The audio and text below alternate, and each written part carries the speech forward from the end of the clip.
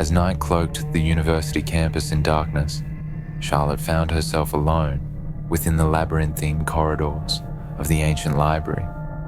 Her job was to restore order to the chaos left by the day's visitors, a task she performed with quiet dedication under the watchful eyes of stern-faced portraits and dusty tomes. The profound silence of the library was broken only by the occasional creak of old wood or the soft thud of a misplaced book finding its rightful place on the shelf. What began as a routine part of her university life soon twisted into a curious pattern of unsettling discoveries. Books that Charlotte had carefully shelved the night before began to appear mysteriously on tables and chairs, open to specific pages. Each page bore margins filled with hastily scribbled notes, carrying a disturbingly personal tone. Phrases like, "When will she see?" and "The time is close," suggested an observer hidden within the stacks, watching her every move. The solitude of the library, once a sanctuary, morphed into a stage for a silent watcher's game. With each passing night, a new note appeared, each message more ominous than the last, threading Charlotte's nerves tighter as she moved through the dimly lit aisles. Her initial dismissal of these occurrences as pranks grew into a palpable tension that clung to her like the musty smell of the books. Driven by a growing unease, Charlotte turned to the library's senior staff for answers, hoping for a rational explanation, or at least a shared experience. Instead, she uncovered whispers of a dark chapter in the library's history, a student who had vanished years before, last seen among these very shelves. The student was none other than Charlotte's older sister, Emma, whose disappearance had remained a painful, unresolved chapter in her family's history. This revelation hinted at a deeper, darker truth, intertwined with the library's past. Compelled by a mixture of dread and determination, Charlotte delved into the library's archives, seeking answers among yellowed newspapers and forgotten journals. The records spoke of not one, but several unexplained disappearances, stretching back generations, each connected to the library during their last known moments. The patterns and similarities to Emma's case were unsettlingly clear. As the pattern became clearer, the library no longer seemed merely a collection of books, but a repository of lost souls. Shadows seemed to move just beyond the corner of her eye, and the air grew colder with each step deeper into the forgotten corners, where even the most diligent cleaners rarely ventured. One eerie night, with the moon casting long shadows through the stained glass windows, Charlotte discovered a book left open on a reading table, an obvious placement unlike the others. This time, the note was different. It was an invitation, directing her to the oldest part of the library, a section sealed off for renovations long ago and forgotten.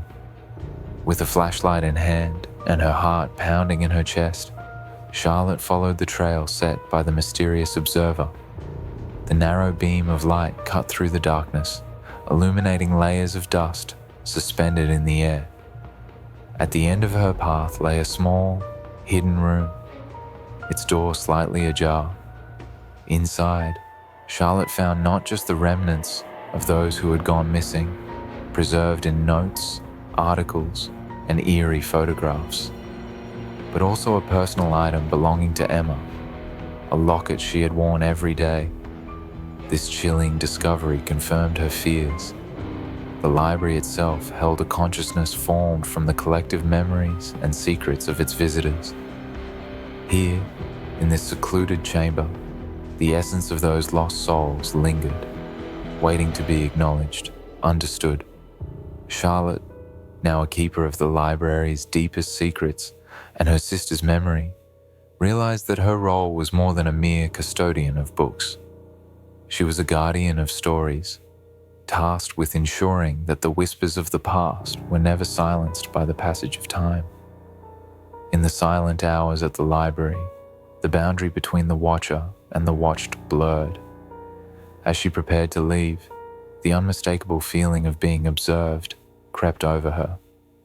The notes, the whispers, the shadows. They hadn't been mere heralds of the lost. They were invitations, binding her to the library's ancient soul. Charlotte understood then that she might never leave these shadows. Rather, she might soon add her own story to the margins of this forgotten sanctum, watched over by eyes unseen. The chill of deepening autumn at Whitaker College was sharper than the brisk winds rustling through the oak-lined pathways. At the heart of campus, the cozy radio station, plastered with band posters and bathed in the warm glow of vintage broadcast equipment, had become the epicenter of a peculiar mystery.